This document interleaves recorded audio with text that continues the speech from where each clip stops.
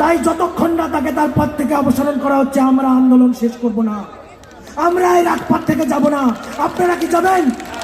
আপনারা কি ফিরে যাবেন? যদি ফিরে যাই আমরা অভয়ার সাথে অবিচার করব। অভয়ার সাথে অবিচার যদি সিবিআই, যদি সরকার, যদি সুপ্রিম কোর্ট করে, আমরা কি ফিরবো? আমরা কি অভয়ার সাথে অবিচার করব?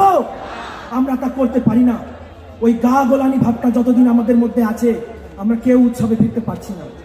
আজকে সকালে যখন মহালয়া হচ্ছে, চারিদিকে মাইক বসিয়ে মহালয়া শোনানো হচ্ছে।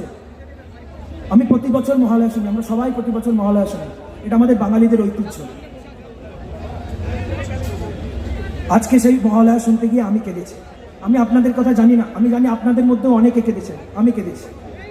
তার কারণ আজ থেকে 54 দিন আগে আমার দিদিও হয়তো মহালয়ার জন্য কিছু প্ল্যান করেছিল। আমার দিদিও হয়তো ভেবেছিল